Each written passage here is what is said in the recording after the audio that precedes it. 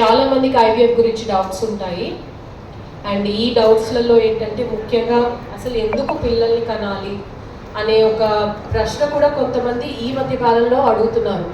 ఒకప్పుడు మన తాతలు ముత్తాతలు ఒక 5గురిని 6గురిని ఒక 10 మందిని ఈజీగా కన్నారు. అప్పట్లో పిల్లల్ని పెంచడం అనేది చాలా సులువు.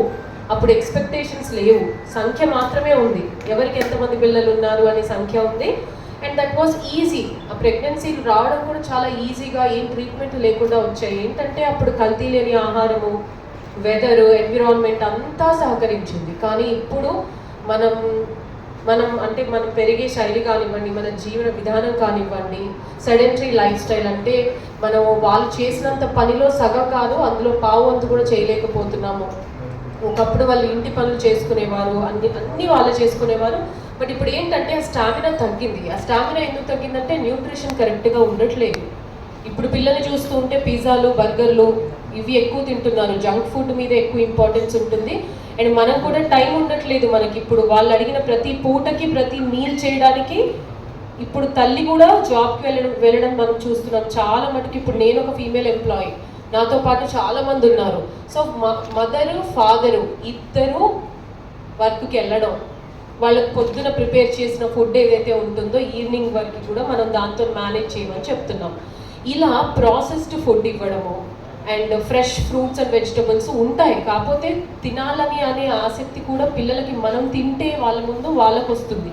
సో న్యూట్రిషన్ అనేది మనం ఎంత బాగా తీసుకుంటామో ఒక బ్యాలెన్స్డ్ మీల్ పిల్లలకు కూడా అలా తినిపించడం అనేది అలవాటు చేయాలి. ముఖ్యంగా ఇక్కడైతే నేను క్లియర్గా చెప్తాను, హస్బెండ్ని తీసుకునే రండమ్మా. ఎందుకంటే భర్త ఈక్వల్గా ఇంపార్టెంట్, ప్రెగ్నెన్సీ వచ్చినా రాకపోయినా. వాళ్ళంతూ వాళ్ళు అంటే హెల్ప్ చేయకపోతే, ఒక టెస్ట్ కూడా చేసుకోకుండా నన్ను వాళ్ళకే ఫీమేల్స్కి మందులు రాయమంటే కూడా కరెక్ట్ కాదు.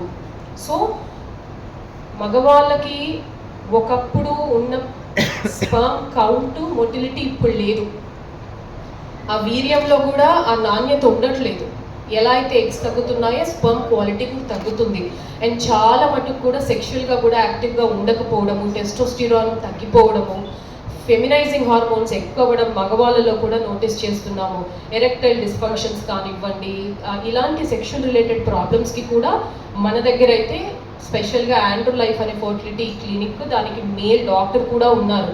సో అంటే ఇవన్నీ ఒకప్పుడు లేవు, కానీ సెగ్మెంట్ వైజ్ చూస్తే కొత్త కొత్త ప్రాబ్లమ్స్ రావడం జరుగుతుంది. కాబట్టి మనము ఫ్యూచర్ని 10 years తర్వాత జరిగే ఇష్యూస్ని మనం ఇప్పుడు కంట్రోల్లో తీసుకొని అందరం రెస్పాన్సిబుల్గా మనం తీసుకుంటే మాత్రము ఇది చాలా అంటే అందరికీ ఉపయోగపడుతుందని చెప్తాను.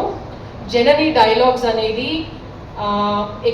ఎక్కువ మందిని పిల్లలు కలడానికి ఎందుకు చెప్తుందనంటే, ఇవాల్టి రోజున మనం ఇది మొదలు పెడితే this is a beginning for a future India, future country. And family friendly initiatives అన్నీ కూడా మనకి గవర్నమెంట్ సైడ్ నుంచి కూడా సపోర్టివ్ ఎకో సిస్టమ్స్ ఉండాలి.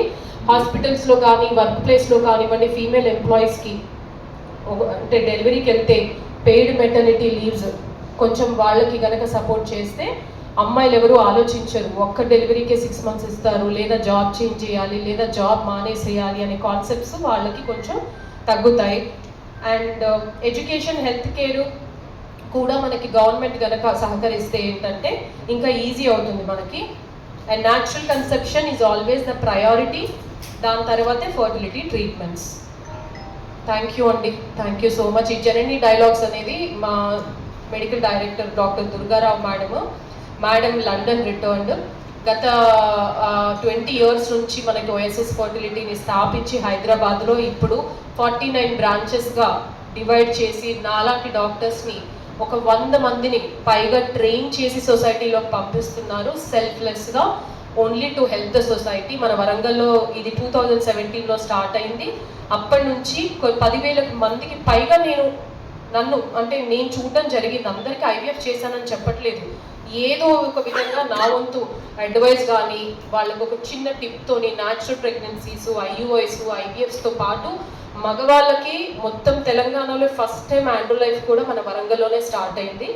అండ్ ఐవీఎఫ్ అంటే చాలా మందికి ఇంజెక్షన్స్ భయం, సైడ్ ఎఫెక్ట్స్ భయం ఉంటుంది. కాబట్టి దానికి మనం అది ఎలా అవాయిడ్ చేయాలనే దాంట్లో రీసెర్చ్ చేసి మరి వరల్డ్లోనే మనము సెకండ్ పొజిషన్లో కాపా ఐవిఎం అని పీసీఓడి వాళ్ళకి needle free, injection free, side effects free ట్రీట్మెంట్ని కూడా తీసుకొచ్చి ఫస్ట్ బేబీ ఇండియాలో వరంగల్లోనే పుట్టడం జరిగింది 2023లో. ఈ న్యూస్ మనందరికీ తెలుసు. ఓయాసిస్ ఫర్టిలిటీ ఎప్పుడు రీసెర్చ్ పరంగా పేషెంట్స్కి కొత్తదనాన్ని తేవడానికి, హైదరాబాద్తో ఈక్వల్గా వరంగల్లో ఫెసిలిటీస్ని ప్రొవైడ్ చేయడానికి ఎప్పుడు ముందుగా ఉంటుంది. అండ్ మీరందరూ నాకు చాలా సపోర్ట్ చేశారు ఇన్ ఇయర్స్లో.